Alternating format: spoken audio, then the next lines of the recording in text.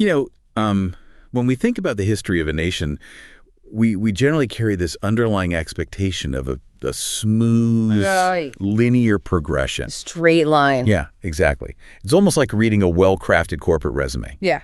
You start with the founding documents, you move chronologically through the centuries, and it feels like this straight, inevitable trajectory right to the modern era.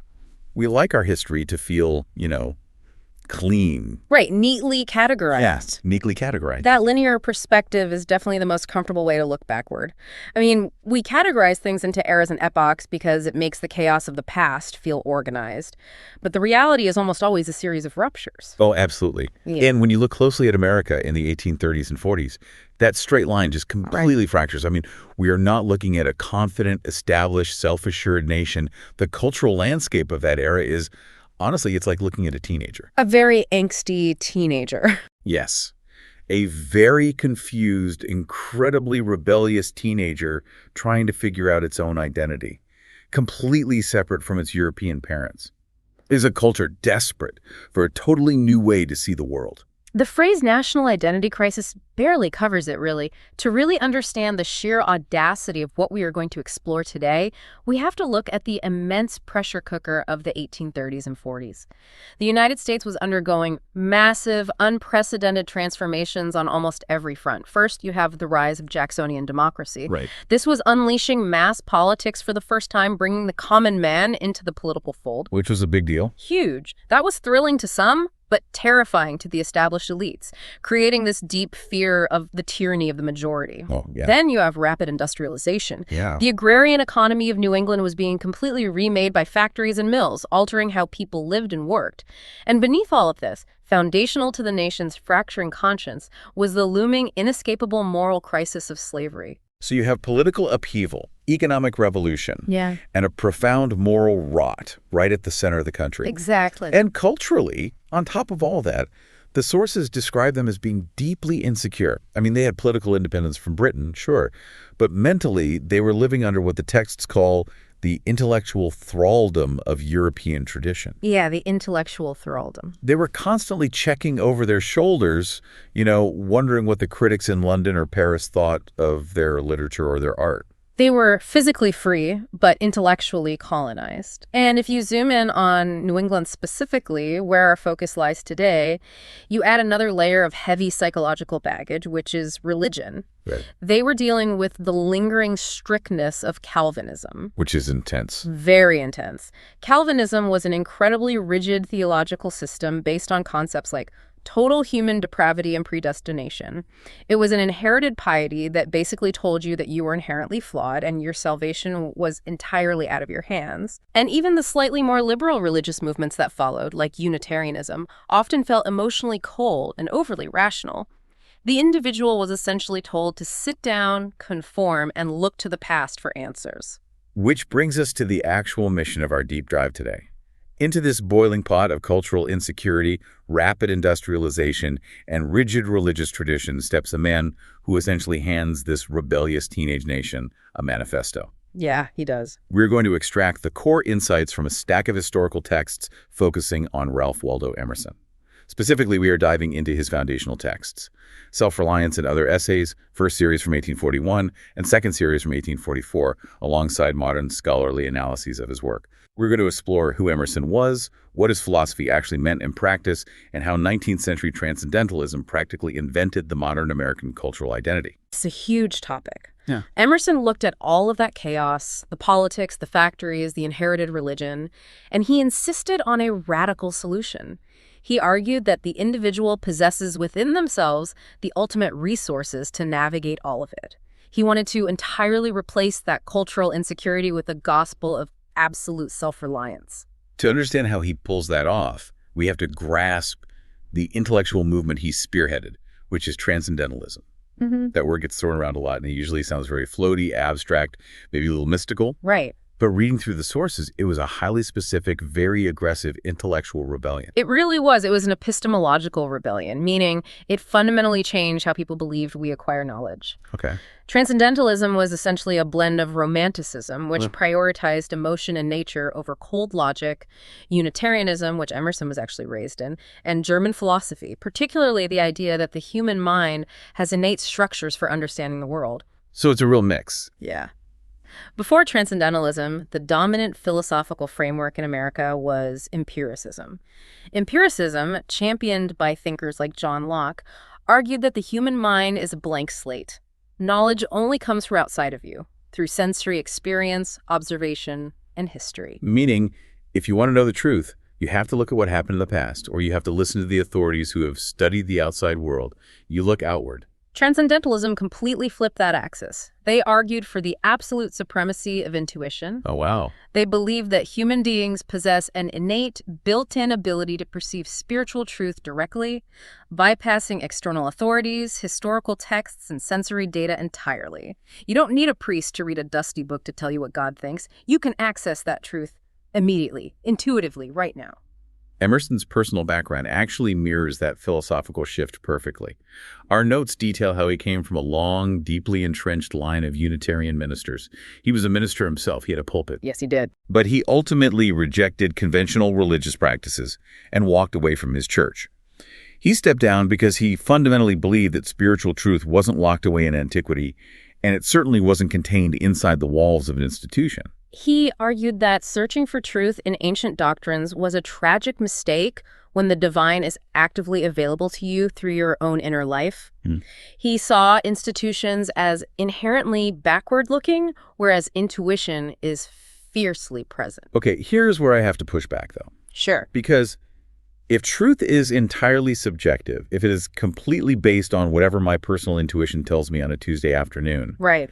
doesn't that just lead to a societal collapse? I mean, you end up with a culture where everyone makes up their own rules, completely ignores the well-being of their neighbors, and justifies every selfish impulse by calling it intuition. That tension you are pointing out is the most enduring critique of Emerson, both in the 1840s and today. It sounds like a recipe for narcissism. But Emerson anticipated this, and the sources show he resolves it through a very specific metaphysical concept, the divine element. For Emerson, true intuition isn't about impulsive selfishness. Okay. It isn't about just doing whatever you feel like in the moment. It is about tapping into a shared underlying spiritual reality. So it's not just my truth, it's the truth filtering through me. Precisely. He believed that the divine implants a unique intuition into each person. Therefore, acting on that deep inner voice isn't separating yourself from the community in a selfish way. It is actually fulfilling a divine purpose. You are aligning yourself with the specific role the universe designed for you. When you trust your deepest self, you are ultimately trusting the universe that created that self. It's a profound reframing. It's not do whatever you want. It's listen to the deepest, most universal part of yourself. And that concept brings us right to the doorstep of his most famous work, the core doctrine itself, the essay Self-Reliance. This is where we find arguably the most legendary line he ever wrote. Trust thyself. Every heart vibrates to that iron string. The metaphor of the iron string is fascinating. It implies something resonant, sure, but also something structural, unbending, and foundational. Emerson is arguing that greatness only begins when an individual recognizes that the most trustworthy source of authority isn't out there in society. It already exists within their own chest. He builds this entire essay as a brutal, uncompromising battle between conformity and originality. The way he views society in this text is almost entirely antagonistic. Oh, absolutely. He describes society as a joint stock company. Think about what that means. In a joint stock company, the members agree to surrender their individual liberty and culture in order to secure their own bread. They trade freedom for safety and profit. To Emerson, the virtue that this societal company requests most is conformity. Society hates realities, and it hates creators. It loves names, customs, and predictability. For Emerson, conforming to these societal expectations is essentially intellectual and spiritual suicide. He actually uses childhood to illustrate the opposite of that intellectual suicide, which I found so compelling. He points to what he calls the nonchalance of boys. He argues that children are the ideal model for self-reliance because they act spontaneously. They haven't yet been trained to compute the social consequences of their actions. Right. A child doesn't walk into a room and calculate what public opinion requires of them. They just are. Meanwhile, adults are paralyzed by what he calls being clapped into jail by our consciousness. The moment we do one thing publicly or commit to a specific viewpoint, we suddenly feel trapped by it. We become terrified what hundreds of people will think of us if we deviate from that established path. And that terror of public opinion leads to one of his most frequently quoted and honestly frequently misunderstood ideas, his critique of consistency. He writes, "A foolish consistency is the hobgoblin of little minds, adored by little statesmen and philosophers and divines." People often use that quote to justify being flaky. Yes. But Emerson's point is much deeper. He recognizes that human beings learn through experience, and real growth naturally demands change. If you refuse to reconsider old beliefs simply because you want to maintain the appearance of being consistent, you are deliberately stunting your own intellectual development. He basically says that people are so terrified of contradicting themselves, they become prisoners of their own pasts. His advice is incredibly aggressive here.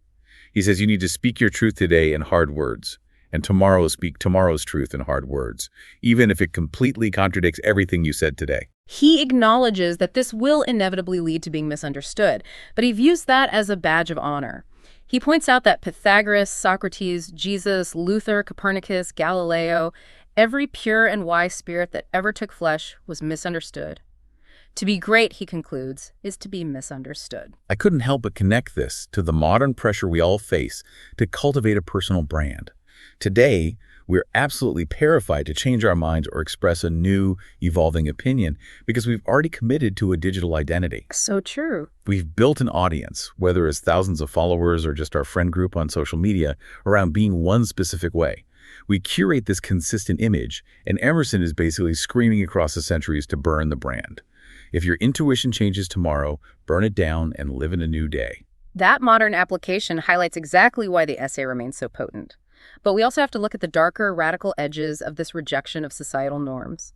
Emerson takes self-reliance to extremes that can make a reader profoundly uncomfortable. He writes, "I shun father and mother and wife and brother when my genius calls me." That is an intense thing to say, especially for a guy who was married and had a family. It is deeply provocative. He is fiercely prioritizing the calling of the inner genius over all domestic traditional expectations. If your family demands conformity that violates your inner truth, your allegiance belongs to the truth.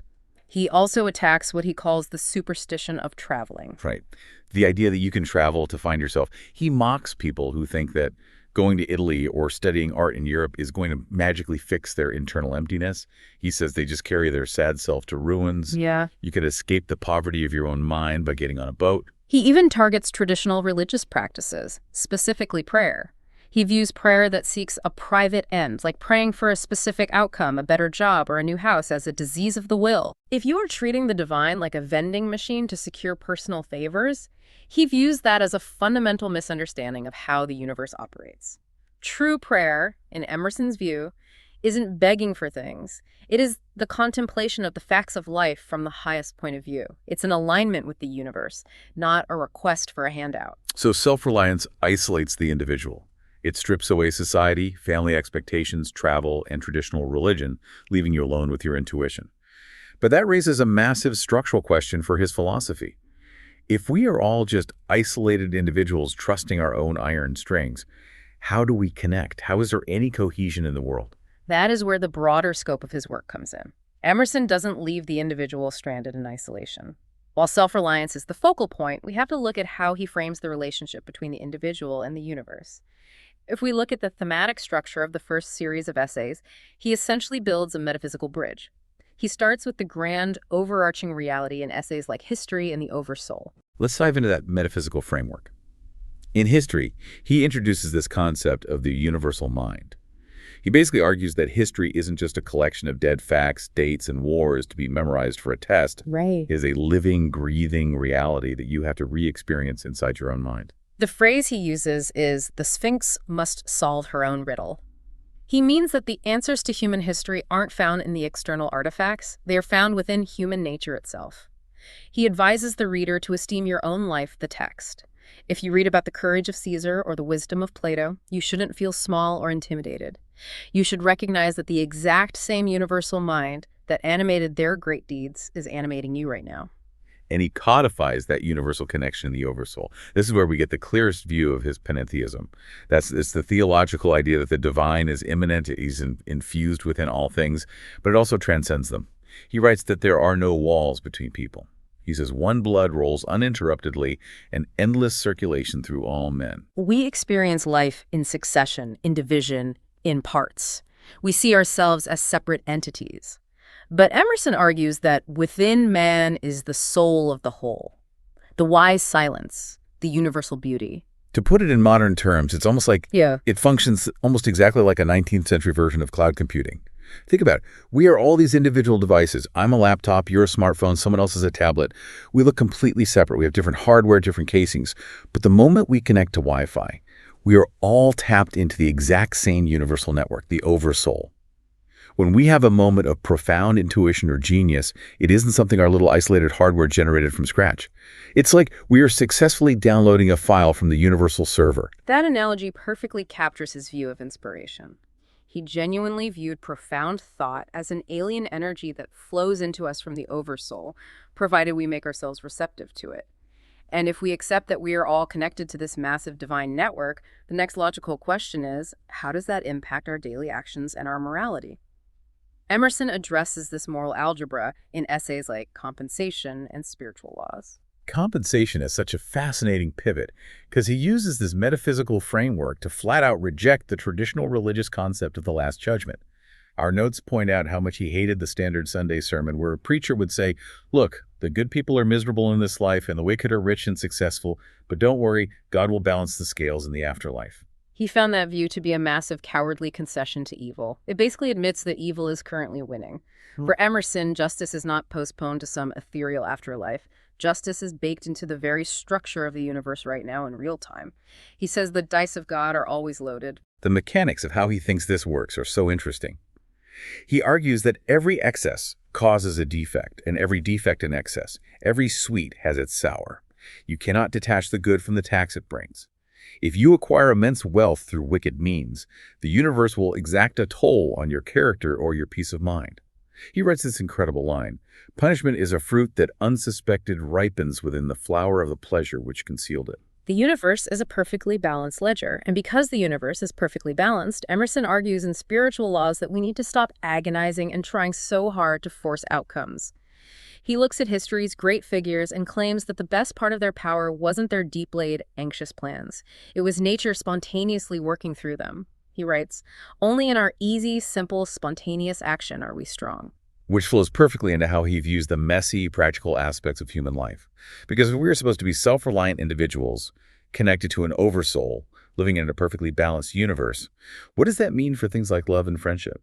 His views on human connection are beautifully paradoxical. In his essay on love, he describes youthful romantic passion as an educational ladder. An educational ladder. Yeah. You start by falling passionately in love with a specific person, but eventually, as you grow, that love is meant to purify and expand. The beloved is essentially a representative of select virtues, but the ultimate goal is for that love to become more impersonal, evolving into a love for universal beauty and the divine itself. And his approach to friendship is even more jarring.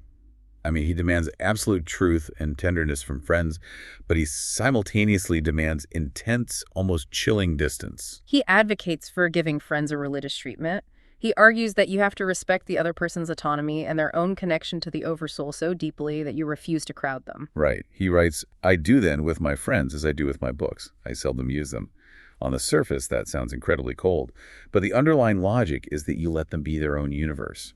You don't merge identities. You stand parallel to each other, respecting the immense divine space between you.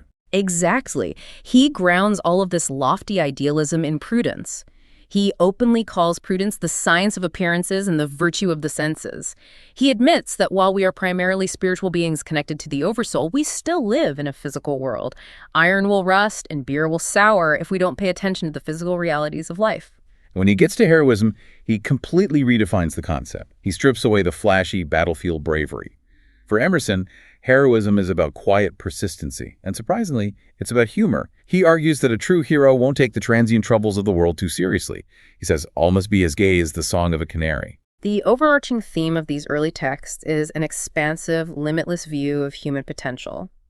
In essays like Circles, he uses the imagery of an ever-expanding circle to show that the universe is entirely fluid. Every ultimate fact is only the first of a new series, he writes.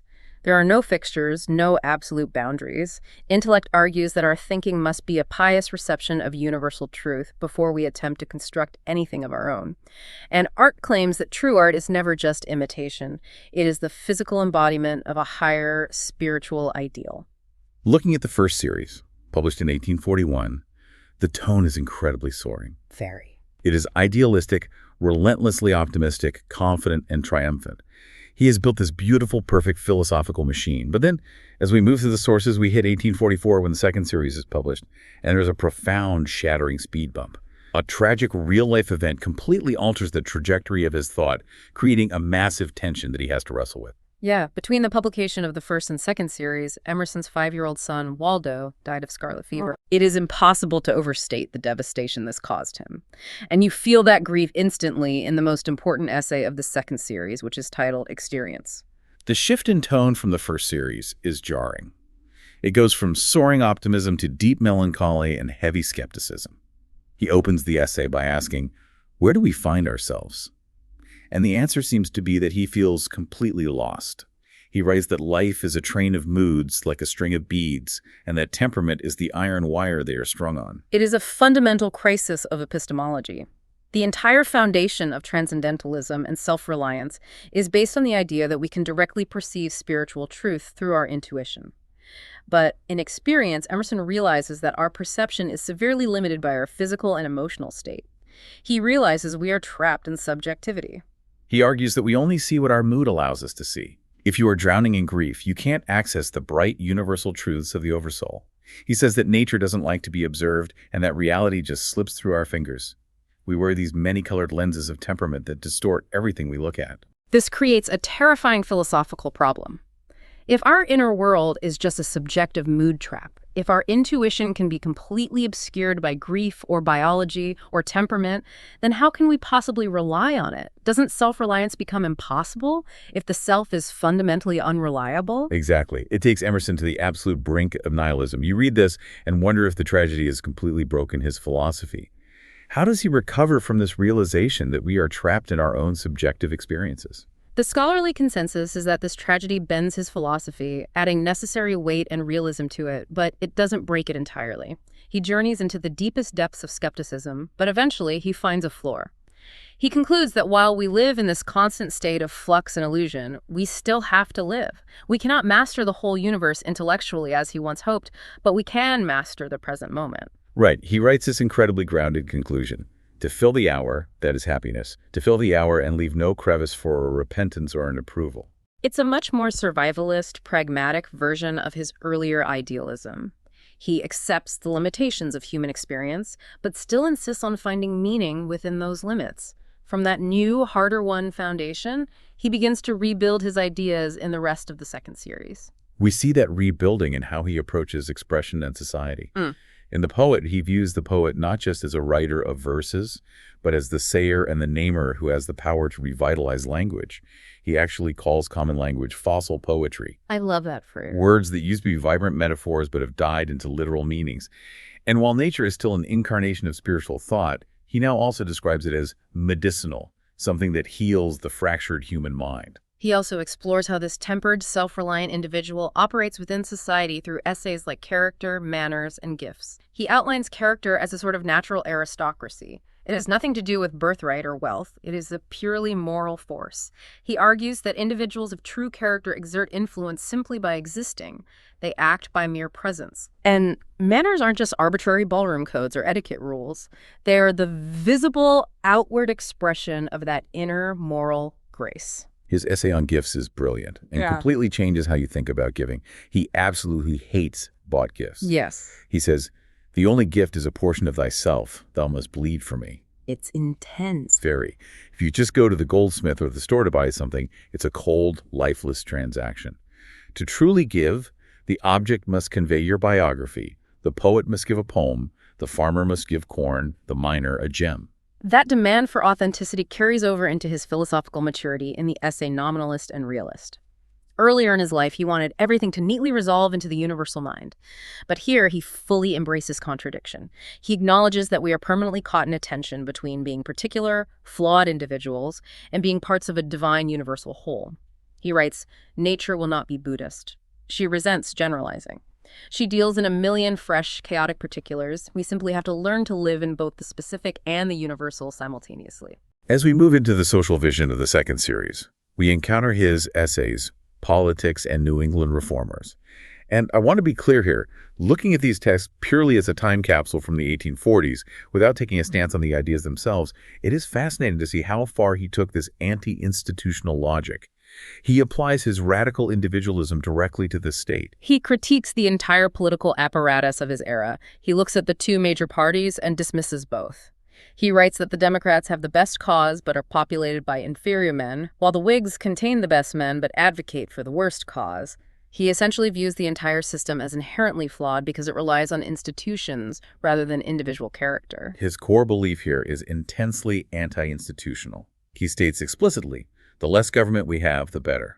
He views the state as a temporary scaffold that only exists to educate the wise man. His radical conclusion is that once the wise man appears, once individuals truly cultivate their own inner character and self-reliance, the state naturally expires because external government becomes entirely unnecessary. He applies that exact same inward-focused logic in New England Reformers. This text was originally a lecture he delivered to the American Anti-Slavery Society. Now, he was addressing a group doing vitally important work, but he still issued a stark, philosophical warning against losing individual integrity to a collective movement. He basically warns that true reform cannot simply be about changing external laws or restructuring institutions. He says, there can be no concert in two, where there is no concert in one. Society gains absolutely nothing if the person attempting to renovate the world hasn't renovated themselves first. The revolution has to be internal before it can ever be sustainably external. When we step back and view these core texts together, you can see how Emerson's philosophy profoundly shaped the American cultural identity. He embedded individualism, a deep, almost stubborn self-confidence, and a belief in inherent social equality directly into the national DNA. He gave American thinkers, writers, and citizens the philosophical permission to stop apologizing for their youth and to stop imitating Europe. He catalyzed the creation of original art and an original democratic identity. But his philosophy wasn't universally beloved. We have to address the pushback, because Emerson's intense focus on the self definitely has a dark side. The critics argued, and still argue, that this philosophy creates a movement of egomaniacal personages. If everyone is ruthlessly following their own inner voice and rejecting all societal limitations, don't you just end up with an army of selfish narcissists who destroy community? It absolutely provoked that critique, and the most famous, devastating literary response to Emerson's philosophy actually came from Herman Melville. Really? Yeah. Melville's masterpiece, Moby Dick, is widely read by scholars as a direct, terrifying critique of Emersonian self-reliance. That is wild to think about. Captain Ahab is essentially an Emersonian hero gone horribly wrong. Completely. Think about Ahab's character. He's the ultimate self-reliant man. He trusts his own dark intuition above all external advice. He absolutely refuses to conform. He bends the entire crew of his ship to his singular, unyielding will. Melville uses Ahab to illustrate the fatal flaw in Emerson's theory. Complete, unchecked dependence on the self, when divorced from reality, leads to destructive selfishness, utter isolation, and a wildly distorted view of the world. When you sever all your ties to the community and tradition, you might just confidently sail your entire ship into the abyss. That paints the idea of trust thyself in a much more dangerous light. Is there a spiritual defense of Emerson against the Ahab critique? Because surely Emerson didn't want a society of Captain Ahabs. The defense of Emerson relies entirely on remembering the metaphysical framework of the first series, specifically the oversoul. Emerson never meant for self-reliance to equal isolation. The crucial distinction is that Emerson believed the deepest part of the self is literally connected to the divine and therefore connected to all other people. So trusting yourself isn't an act of ego, it's an act of faith in the interconnected universe. Exactly. Ahab lacks the connection to the oversoul. He is operating purely on ego and grievance. For Emerson, if you are truly listening to the divine element within, you won't become an Ahab, because the divine element inherently seeks harmony, truth, and universal beauty, not destruction. So, bringing all of this out of the 1840s and into the 21st century, Emerson's warnings feel incredibly prophetic. We currently live in a world governed by digital algorithms that are literally designed to group us into categories, to feed us what we already believe, and to punish us if we step out of line. We live in vast social media echo chambers where the pressure to conform isn't just a vague societal feeling. It is quantified by likes, metrics, and analytics. The joint stock company of society has never been more powerful, more pervasive, or more efficient at demanding our conformity. We are constantly obsessed with external approval. We meticulously manage our personal brands, we chase material markers of success, and in doing so, we often completely ignore the cultivation of the character within. Emerson's challenge to trust thyself, to listen to that resonant iron string rather than the endless notifications on our phones, is undeniably harder today. But it might be more necessary now than it has ever been in human history. It forces us to confront an uncomfortable tension, which leads to a provocative thought I want to leave the listener with today. We are constantly taught that building a strong, cohesive community requires compromise. We are told it requires everyone to smooth out their rough edges, to quiet their more radical intuitions, to fit in, and to conform to a shared acceptable standard. The resume approach to life. Make sure you look good on paper and fit the culture. But what if Emerson is entirely right? What if a truly healthy, powerful, and dynamic society is only possible when every single person completely stops trying to fit in? What if the absolute best thing you can do for your community isn't to conform, but to ruthlessly commit to your own inner weirdness, your own unique genius, and trust that the universe has a place for it? Maybe it's time we let the teenager rebel a little bit more. We've got to stop carrying our sad selves to ruins and start listening to that iron string.